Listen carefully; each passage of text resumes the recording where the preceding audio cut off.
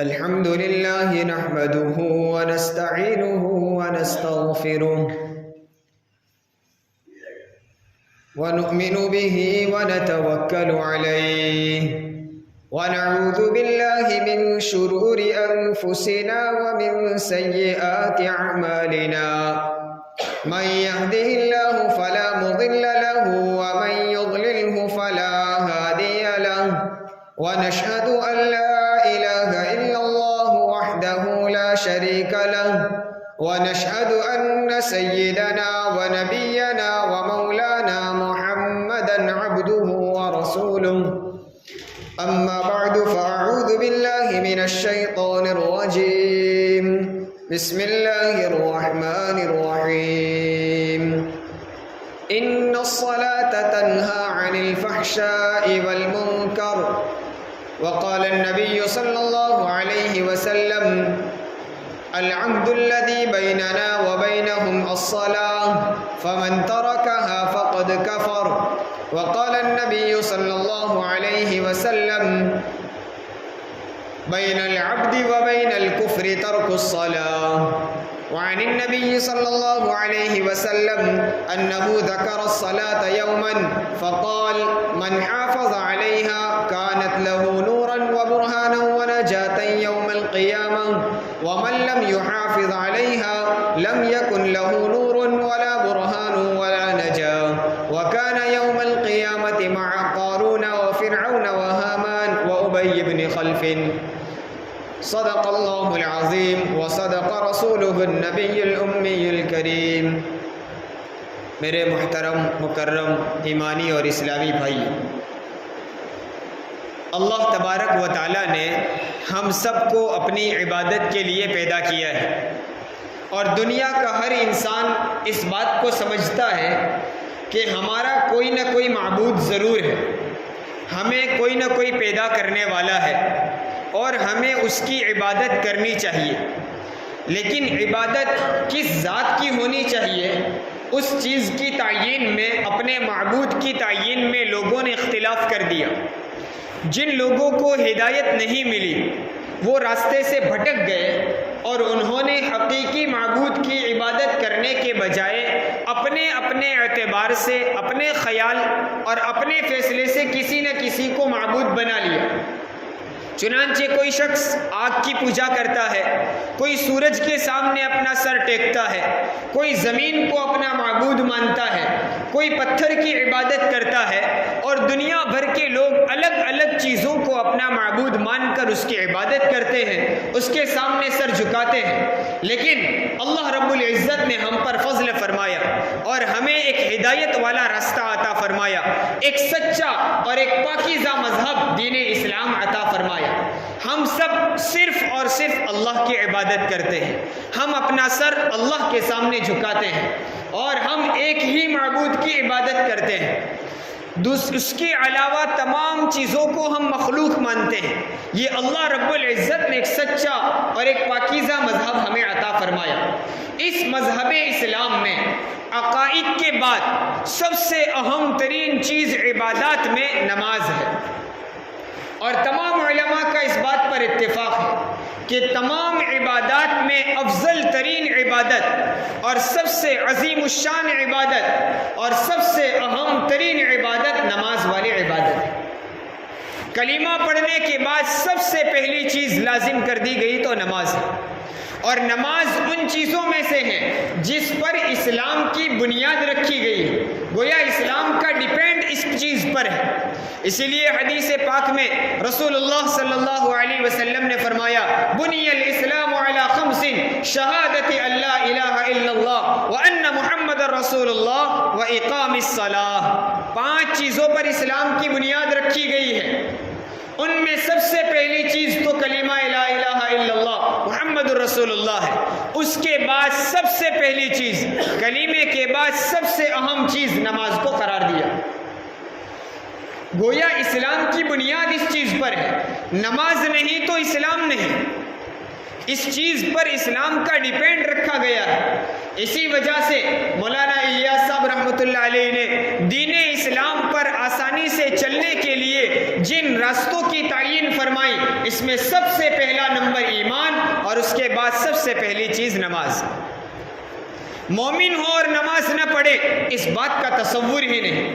اسی کو تو بنیاد کہا جاتا ہے۔ گویا ہم ایک عمارت بناتے ہیں، اس عمارت کے لیے پہلے بنیادیں رکھی جاتی ہیں، پایا بنایا جاتا ہے، اور اس پر پوری عمارت قائم کی جاتی ہے۔ اگر بنیاد کمزور ہوئی تو پوری عمارت کمزور۔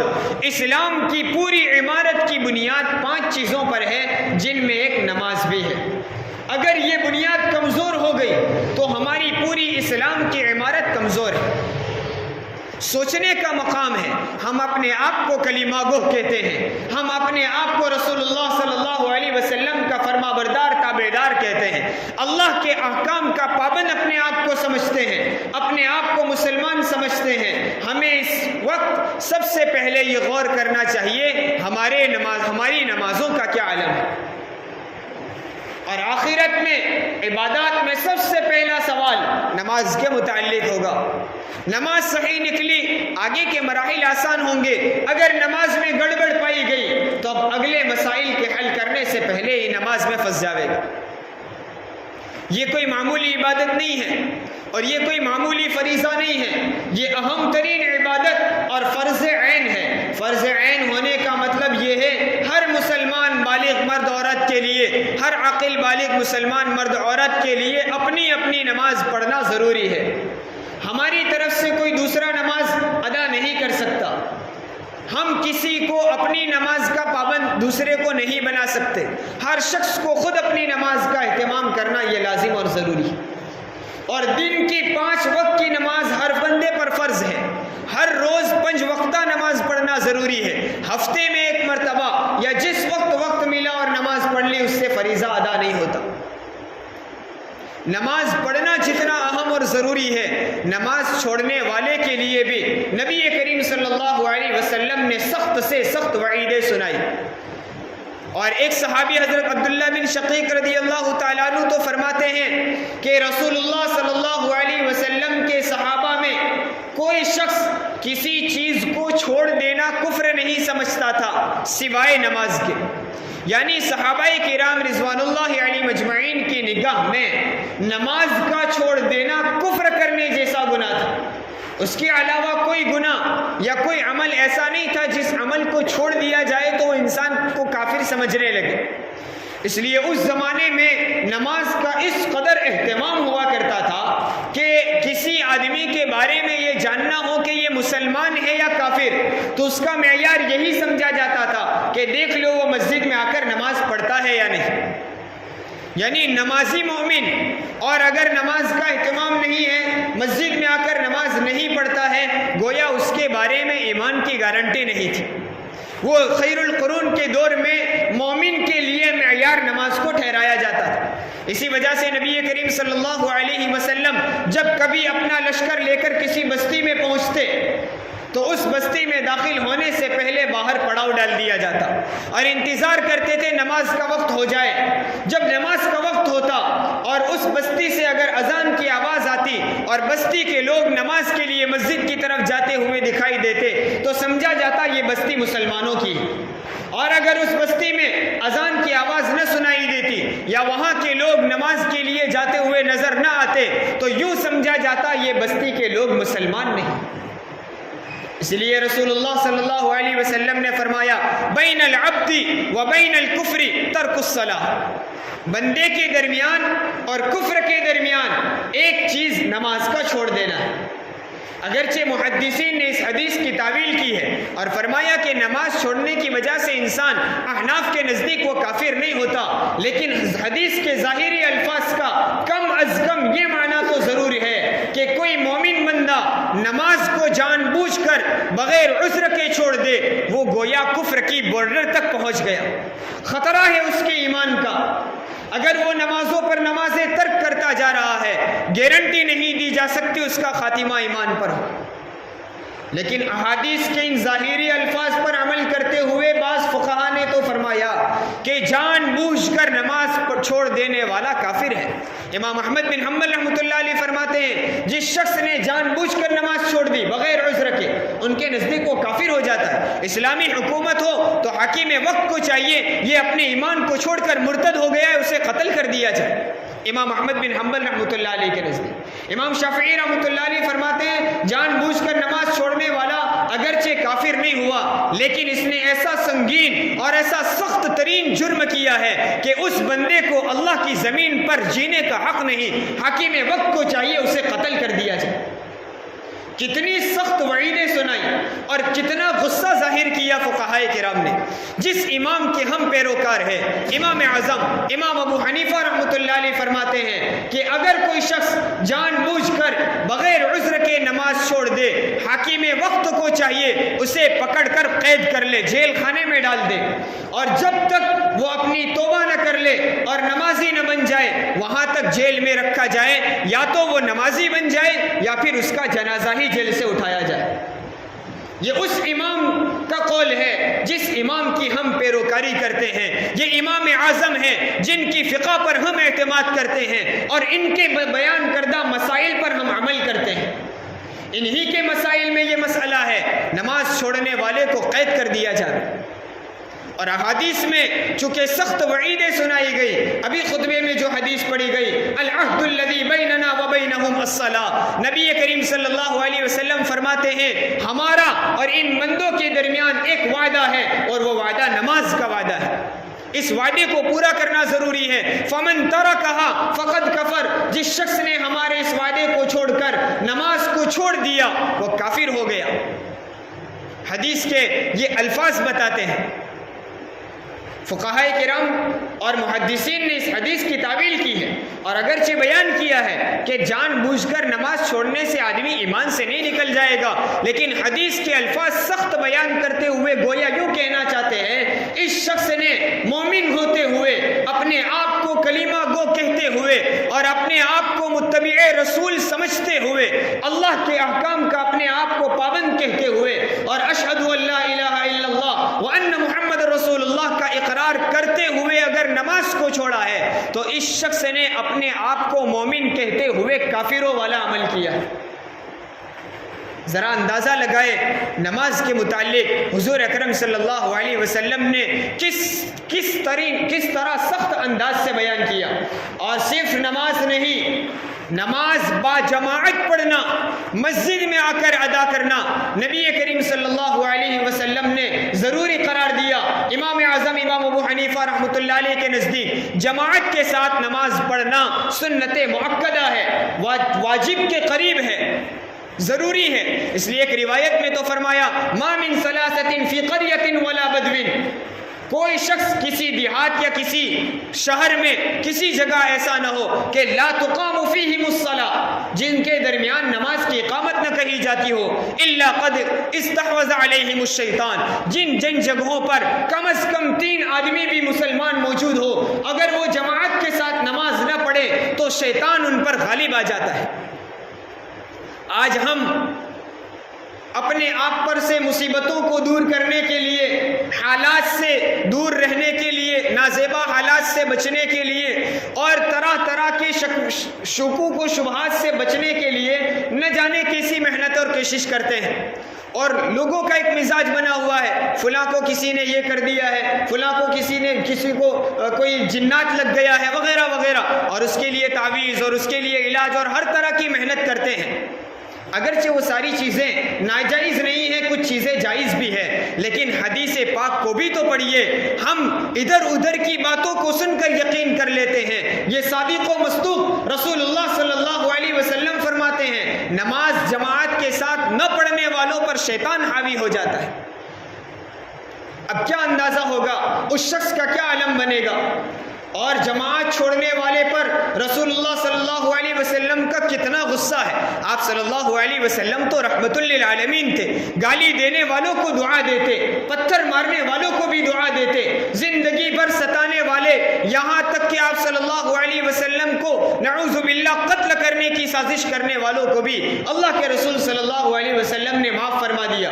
اس قدر رحم و کرم حضور کا والا ہے لیکن جماعت چھوڑنے والے پر کتنا غصہ ہے۔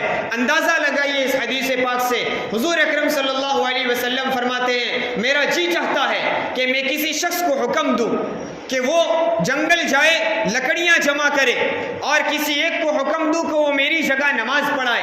جب نماز کھڑی ہو جائے، اقامت کہی جائے، میں لوگوں کے گھروں پر جاؤں، اور جو لوگ جماعت میں شریک نہیں ہوتے، جو لوگ مسجد میں آ کر نماز نہیں پڑھتے، میرا جی چاہتا ہے میں ان کے گھروں کو جلا دوں۔ کتنا غصہ ہوگا حضور اکرم صلی اللہ علیہ وسلم کو۔ یہ وعید نماز چھوڑنے والے کے بارے میں نہیں، جماعت چھوڑنے والے کے بارے میں، یعنی وہ گھروں میں نماز تو پڑھ لیتے ہیں، صرف جماعت چھوڑ دیتے ہیں، اس کے بارے میں حضور صلی اللہ علیہ وسلم فرماتے ہیں میرا جی چاہتا ہے میں ان کے گھروں کو جلا دوں۔ ایک صحابی نبی کریم صلی اللہ علیہ وسلم کے زمانے میں کم عمر تھے، چھوٹے صحابی تھے، پھر بعد میں حضرت عمر رضی اللہ تعالیٰ عنہ کی خلافت کا دور تھا۔ حضرت عمر رضی اللہ تعالیٰ عنہ نے فجر کی نماز پڑھائی، نماز سے فارغ ہو کر آپ اپنے کام سے باہر نکلے، راستے میں ایک مکان کے دروازے پر ایک بڑھیا کھڑی ہوئی تھی۔ حضرت عمر رضی اللہ تعالیٰ عنہ نے اس بڑھیا سے کہا کیا بات ہے، آج آپ کا بیٹا فجر کی نماز میں نظر نہیں آیا، آج نماز میں ان کی ملاقات نہیں ہو سکی، کیا وجہ ہے؟ ذرا سنیے اس بڑی ماں نے کیا جواب دیا۔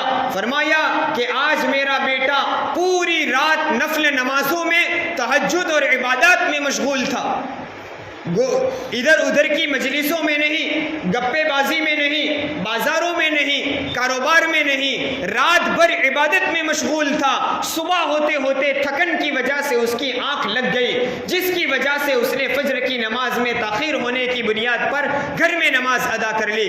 اس وقت حضرت عمر رضی اللہ تعالیٰ عنہ امیر المؤمنین خلیفۃ المسلمین ہے، فرماتے ہیں مجھے رات بھر نفل نمازوں اور عبادتوں میں مشغول رہ کر فجر کی نماز بغیر جماعت پڑھنے کے بجائے رات بھر آدمی سو جائے اور فجر کی نماز جماعت کے ساتھ پڑھے، مجھے یہ پسند ہے۔ وہاں حال یہ تھا صحابہ کا کہ پوری رات عبادت میں گزرتی ہے، اس کے بعد اگر فجر کی نماز میں تاخیر ہو جاتی ہے اور گھر میں نماز ادا کر لیتے ہیں، حضرت عمر فرماتے ہیں مجھے یہ بھی پسند نہیں۔ اگر فجر کی نماز چھوڑنے کا یہ سبب بنتی ہے تمہاری رات بھر کی عبادتیں، تو رات کو سو جاؤ، فجر کی نماز جماعت کے ساتھ ادا کرو۔ ہمارا حال ہم خود اپنے گریبان میں جھانک کر دیکھیں اور اب خود اپنے حال پر غور کریں۔ ہماری فجر کی نماز رات بھر عبادت کی وجہ سے چھوٹتی ہے، ہماری نمازوں کے چھوڑنے کا سبب تلاوت قرآن، ذکر و اذکار ہے، ہماری نمازوں کی چھوٹ جانے کا سبب کیا تہجد اور اوابین ہے؟ ہمارا حال دن بھر کاروبار، دنیا کمانا، دوستوں کی مجلس میں بیٹھنا، اگر یہ چیزیں ہمارے لیے نماز کے چھوڑنے کا سبب بنتی ہے تو افسوس ہے ہمیں ہمارے حال پر، اور ہمیں غور کرنا چاہیے، ہمارے ایمان کا جائزہ لینا چاہیے۔ احادیث اس قدر سخت وعیدیں سناتی ہے، نماز چھوڑنے والے کو کفر جیسا عمل قرار دیتی ہے۔ ہم اپنے آپ کو مومن کہتے ہوئے نماز کو ترک کر دے، یہ کسی مومن کی شان ہی نہیں ہو سکتی۔ جس روایت کو میں بیان کر رہا تھا، ابو داؤد شریف میں وہ روایت موجود ہے، حضور اکرم صلی اللہ علیہ وسلم فرماتے ہیں جماعت چھوڑنے والے کے بارے میں میرا جی چاہتا ہے میں ان کے گھروں کو جلا دوں۔ اسی روایت میں ابو داؤد میں روایت موجود ہے، اس روایت کو بیان کرنے والے ایک راوی یزید بن یزید کہتے ہیں کہ میں نے اپنے استاد یزید بن اسم سے پوچھا کہ حضور اکرم صلی اللہ علیہ وسلم یہ جماعت چھوڑنے والوں کے بارے میں فرما رہے ہیں کہ میرا جی چاہتا ہے ان کے گھروں کو چلا دوں، یہ کون سی نماز کے بارے میں کہہ رہے؟ کیا جمعہ کی نماز یا جمعہ کے علاوہ کوئی اور نماز؟ معاف کیجئے گا، ہفتے میں صرف جمعہ کی نماز فرض نہیں ہے، ہر دن کی پانچوں وقت کی نماز ہر مومن عاقل بالغ مسلمان پر پڑھنا ہی پڑھنا ہے، فرض عین ہے، اس کے بغیر کوئی چارہ کار نہیں ہے۔ حدیث کے بارے میں جب راوی نے سوال کیا، یزید بن اسم فرماتے ہیں ثم تعذنائی ان لم اکن سمعت ابا ہریرہ رضی اللہ تعالی عنہ یأثرہ عن النبی صلی اللہ علیہ وسلم ما ذکر جمعۃ ولا غیرہا۔ راوی فرماتے ہیں میرے کان بہرے ہو جائے اگر میں نے یہ حدیث حضرت ابو ہریرہ رضی اللہ تعالیٰ عنہ سے نہ سنی ہو۔ حضرت ابو ہریرہ حضور سے فرماتے ہیں، اللہ کے رسول کا حوالہ دے کر فرماتے ہیں، اور اس روایت کے بیان کرتے وقت نہ آپ نے جمعہ کا نام لیا نہ کسی اور نماز کا۔ مقصد یہ تھا کہ کوئی بھی نماز ہو، جمعہ کی نماز ہو یا روزانہ کی 5 وقتہ نمازوں میں سے کوئی نماز، اگر کوئی شخص مسجد میں آئے بغیر، جماعت سے پڑھے بغیر گھروں میں نماز پڑھ لیتا ہے، اللہ کے رسول صلی اللہ علیہ وسلم فرماتے ہیں میرا جی چاہتا ہے ان کے گھروں کو جلا دوں۔ اندازہ لگائیے، نماز چھوڑنے والے کے بارے میں یہ وعید نہیں ہے، یہ وعید نماز چھوڑنے والے کے بارے میں نہیں ہے، یہ جماعت چھوڑنے والے کے بارے میں وعید ہے۔ جب بغیر جماعت کے نماز پڑھنے والے کے بارے میں رسول اللہ صلی اللہ علیہ وسلم اس قدر سخت غصہ ظاہر کرتے ہو، اندازہ لگائیے بغیر عذر کے نماز چھوڑنے والے کے بارے میں حضور اکرم صلی اللہ علیہ وسلم کتنی ناراضگی کا اظہار کرتے ہوں۔ ہم بڑی امیدیں لگاتے ہیں، امیدیں لگانا بھی بری بات نہیں ہے، اللہ کا بہت بڑا احسان ہے، اللہ نے ہمیں اس امت میں پیدا کیا، ہمیں امید ہے رسول اللہ صلی اللہ علیہ وسلم آخرت میں ہمارے لیے سفارش کریں گے۔ لیکن دوسری طرف ایک پہلو یہ بھی ہے، نمازوں پر نمازیں چھوڑ کر اگر آخرت میں ہم حضور کے سامنے گئے، اگر خدا نخواستہ رسول اللہ صلی اللہ علیہ وسلم نے فرمایا جاؤ یہاں سے نکل جاؤ، تمہاری کوئی ضرورت نہیں، تم میرے امتیوں میں نہیں، تمہاری سفارش کی میری کوئی ذمہ داری نہیں، اس وقت کس کے پاس جائیں گے؟ اس وقت کس کا ہم سہارا لیں گے؟ اللہ کے رسول صلی اللہ علیہ وسلم کی حدیث ہے، جس شخص نے جماعت کے بغیر نماز پڑھ لی اس کا اللہ کوئی ذمہ دار نہیں۔ اللہ تعالیٰ فرماتا ہے میری اس کے بارے میں کوئی ذمہ داری نہیں۔ آج ہم اپنے دنیاوی کام کاج کروانے کے لیے لوگوں کے پیچھے گھومتے ہیں، ان سے کام نکلوانے کے لیے ان کی تعریفیں بھی کروا دیتے ہیں۔ اگر اسی شعبے کا کوئی ذمہ دار یوں کہہ دے میری کوئی ذمہ داری نہیں، میں تمہارا کوئی کام نہیں کروں گا، تو اس وقت ہمیں ٹینشن طاری ہو جاتا ہے، فکر لاحق ہو جاتی ہے۔ ایک دنیا کے کام اٹک جانے کی وجہ سے نہ جانے ہمیں کتنی انتک محنت کرنی پڑتی ہے۔ وہ آخرت کا دن جس دن اللہ کے سوا کسی کی حکومت نہیں، حکومت تو دنیا میں بھی کسی کی نہیں ہے، لیکن اللہ تعالیٰ نے ظاہری حکومت بھی دنیا میں کسی نہ کسی کو دے رکھی ہے۔ دنیا میں ہر سماج کا، ہر گروہ کا، ہر شہر اور ہر ملک کا کوئی حکمراں طے کیا جاتا ہے، یہ ظاہری حکومت دنیا میں دی ہے۔ آخرت میں وہ حکومت بھی کسی کی نہیں ہوگی، مالک یوم الدین، اس وقت تنے تنہا اللہ کی حکومت ہوگی۔ اور رب کعبہ کی قسم، اس وقت انسانوں کا، عام انسانوں کا حال کیا؟ انبیاء علیہ الصلوۃ والسلام نفسی نفسی پکارتے ہوں گے۔ نماز چھوڑنے والے کے بارے میں حضور فرماتے ہیں اللہ کا اس کے اوپر کوئی ذمہ نہیں۔ آخرت میں اللہ تعالیٰ کہہ دے جاؤ میرے اوپر تمہاری کوئی ذمہ داری نہیں، اس وقت ہمیں کون بخش سکتا ہے؟ اس وقت اللہ کے دربار میں ہماری کون سفارش کرے گا؟ ذرا سوچنے کا مقام ہے۔ نماز کا اہتمام ہر مسلمان کے لیے ضروری ہے، اس بات میں کوئی معافی کا اعلان نہیں ہے۔ کھڑے ہو کر نہیں پڑھ سکتا، بیٹھ کر پڑھنا ضروری، بیٹھ کر نہیں پڑھ سکتا، لیٹ کر پڑھنا ضروری۔ ارے میدان جنگ میں دشمنوں کے سامنے برسرے پیکار ہو، اس وقت بھی نماز کا چھوڑنا جائز نہیں ہے۔ اس لیے فقہاء نے باقاعدہ اس وقت کی نماز کا ایک طریقہ خاص بیان کیا کہ جب اضطرائی حالت میں ہو، پریشانی کے ماحول میں ہو، اس وقت نماز کا کیا طریقہ ہوگا۔ معلوم یہ ہوا ان مواقع میں بھی نماز کا چھوڑنا کسی کے لیے جائز نہیں۔ آج اسی مجلس میں ہم عہد کر کے، عزم کر کے اور اللہ سے وعدہ کر کے اٹھیں گے کہ آج کی شام سے موت کی شام تک انشاءاللہ ہماری ایک بھی نماز ترک نہیں ہوگی۔ یہ وعدہ کرنا ہوگا اللہ سے، اور وعدہ ہو چکا ہے۔ جس وقت سے ہم نے کلمہ پڑھا اللہ سے ہم نے وعدہ کیا ہے۔ لا الہ الا اللہ کا مطلب یہ ہے کہ ہم اللہ کے غلام بن چکے ہیں، اللہ کے احکام کو پورا کرنا ہمارے لیے ضروری ہے۔ محمد الرسول اللہ کا مطلب ہی یہی ہے کہ ہم نے اپنے آپ کو محمد الرسول اللہ کی غلامی میں دے دیا ہے۔ ہماری زندگی کا ہر طریقہ رسول اللہ صلی اللہ علیہ وسلم کے طریقے کے مطابق ہوگا۔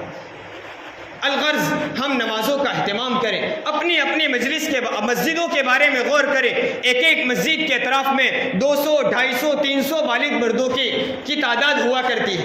فجر کی نماز میں دیکھو تو 20، 25، بہت 50 آدمی۔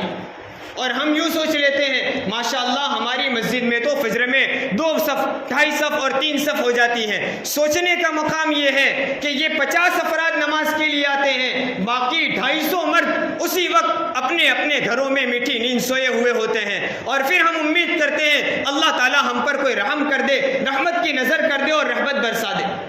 محترم دوستو، اللہ تعالیٰ کی رحمت بہت وسیع ہے، بس ہمیں کچھ کر کے دکھانا ہے، تھوڑی سی پہل کرنی ہے، اپنے آپ پر تھوڑا سا بوجھ ڈالیں گے، انشاءاللہ اللہ تعالیٰ ہمارے لیے ایسی راہیں کھول دے گا جس کا ہمیں گمان تک نہیں ہوگا۔ اللہ رب العزت اپنے تمام احکام پر ہم کو عمل کرنے کی توفیق عطا فرمائے، بطور خاص مسلمانوں کے تمام بالغ مرد عاقل بالغ مسلمانوں کو با جماعت نماز پڑھنے کا اہتمام نصیب فرمائے، آمین۔ وآخر دعوانا ان الحمد للہ رب العالمین۔